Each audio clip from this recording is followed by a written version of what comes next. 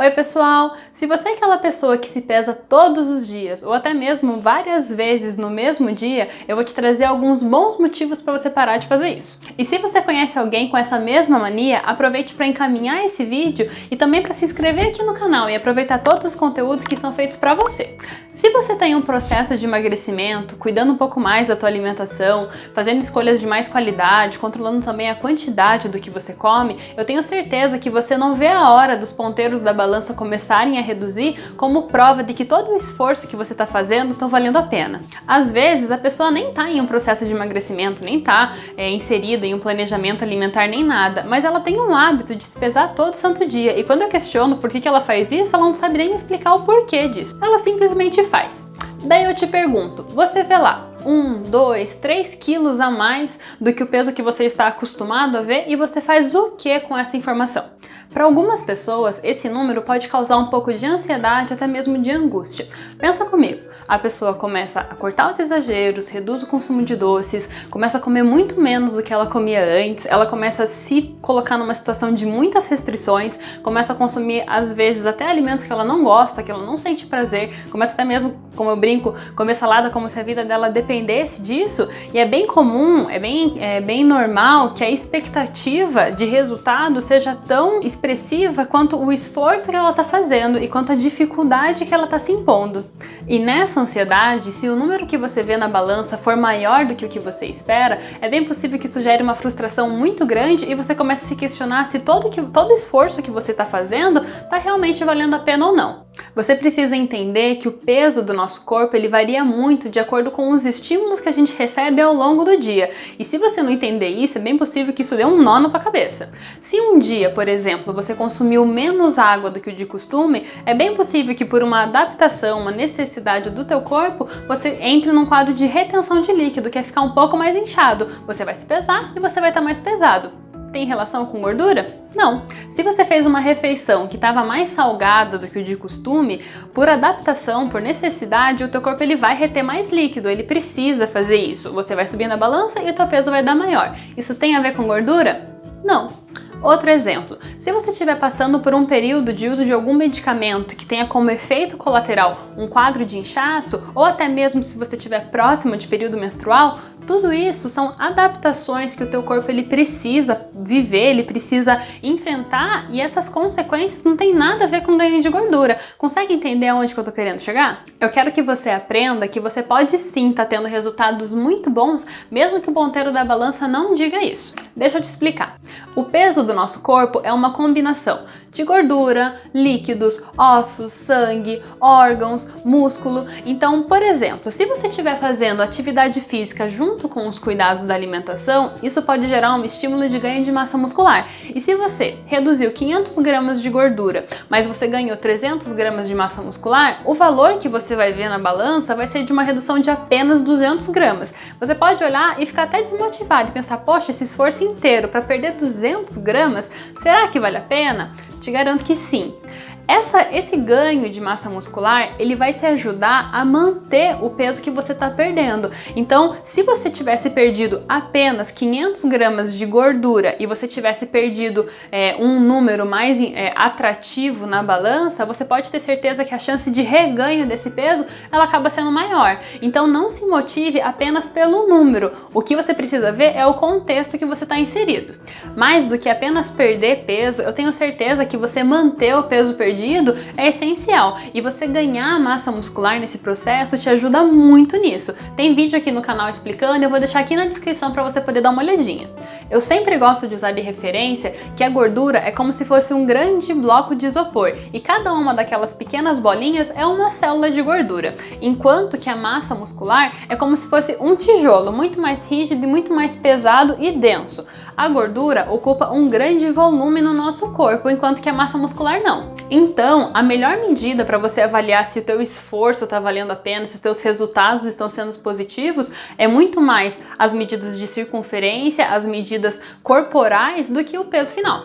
O acúmulo de gordura acontece principalmente na região de tronco e em mulheres também na região de quadril, que é uma tendência genética que a gente tende a acumular um pouco mais de gordura nessa região.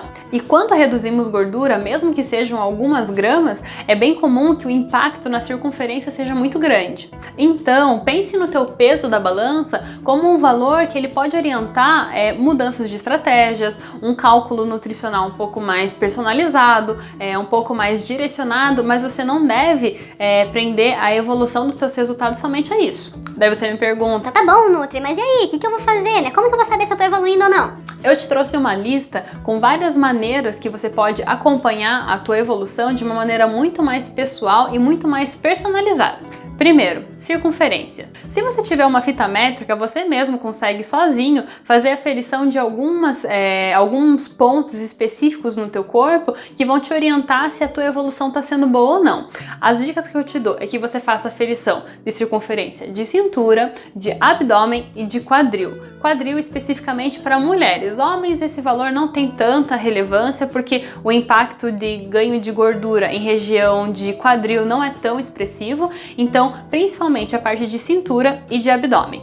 Para você fazer essa aferição, uma dica que eu dou é você estar de frente para o espelho e você pegar o ponto mais fino. Isso vai ser referência da sua cintura. Você respira fundo, você solta o ar e no momento que você soltou o ar, sem fazer tanta força para não dar aquela espremida no teu abdômen, né? Então você respira fundo, solta e nesse momento você faz a aferição. Isso vai ser o da cintura. Um pouco mais abaixo, podendo usar de referência o seu umbigo, você consegue fazer a aferição do teu abdômen. Para algumas pessoas, isso pode ser um pouquinho abaixo do umbigo. Depende muito, mas você vai conseguir ver se você estiver de frente para o espelho, não vai ter tanta dificuldade.